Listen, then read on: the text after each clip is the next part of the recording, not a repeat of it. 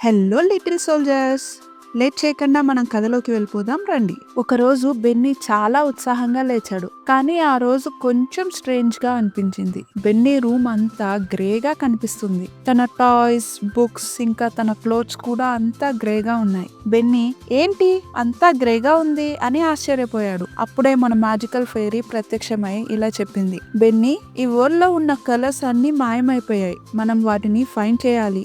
అలా చెయ్యకపోతే అన్నీ ఇలాగే గ్రేగా ఉండిపోతాయి అని చెప్పింది. బెన్నీ ఆశ్చర్యంగా, మనం కలర్స్ ఫైండ్ చేయగలమా అని అన్నాడు. మ్యాజికల్ ఫెయిరీ ఇలా చెప్పింది, మనం కలర్స్ ఫైండ్ చేయడానికి ట్రై చేద్దాం. మనం గార్డెన్ కి వెళ్దాం, అక్కడ అన్ని కలర్స్ ఉంటాయి అని చెప్పింది. బెన్నీ ఇంకా మ్యాజికల్ ఫెయిరీ గార్డెన్ కి పరిగెత్తారు, కానీ వారు వెళ్లే దారిలో కూడా అంతా గ్రేగా ఉంది. బెన్నీ గార్డెన్ లో అంతా చుట్టూ చూశాడు, కానీ అక్కడ కూడా ఎటు చూసినా గ్రేగానే ఉంది. మ్యాజికల్ ఫెయిరీ, మనం కలర్స్ ఎలా ఫైండ్ చేయాలి అని అడిగాడు అనుమానంగా. మ్యాజికల్ ఫెయిరీ ఆలోచిస్తూ, మనం కేర్ఫుల్ గా చూస్తే అవి కనిపిస్తాయి, ఎక్కడో దాక్కుని ఉంటాయి అని అనింది. ఓ, అయితే మనం హైడ్ అండ్ సీక్ ఆడాలా, సూపర్ అని ఎగ్జైటింగ్ గా వెతకడం స్టార్ట్ చేశాడు. అప్పుడే బెన్నీకి ఒక కలర్ కనిపించింది. అదిగో అక్కడ రెడ్ కలర్ రాక్ అని బెన్నీ హ్యాపీగా ఎగిరాడు. గుడ్ బెన్నీ, మనం రెడ్ కలర్ ని ఫైండ్ చేసాం, ఇప్పుడు ఇంకో కలర్ ని కనిపెడదాం అని అంది మ్యాజికల్ ఫెయిరీ. బెన్నీ గార్డెన్ మొత్తం వెతుకుతూ ఉండగా ఒక బ్లూ కలర్ బటర్ఫ్లై ని చూశాడు. అదిగో బ్లూ కలర్ బటర్ఫ్లై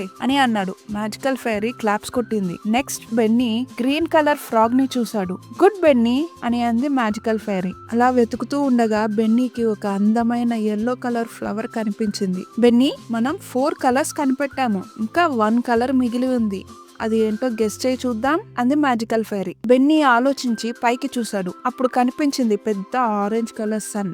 ఆరెంజ్ అని అరిచాడు బెన్నీ. అప్పుడు గార్డెన్ ఒక్కసారిగా కలర్ఫుల్ గా మారిపోయింది. అంతా అందంగా కలర్ఫుల్ గా ఉంది. Benny, thank you magical fairy, నీ హెల్ప్ తో మనం కలర్స్ ని కనిపెట్టగలిగాం అని అన్నాడు. ఇంకా బెన్నీ హ్యాపీగా ఇంటికి తిరిగి వెళ్ళాడు. అక్కడ తన టాయ్స్ ఇంకా క్లోత్స్, బుక్స్ అన్ని కలర్ఫుల్ గా అనిపించాయి. బెన్నీ హ్యాపీగా ఫీల్ అయ్యాడు.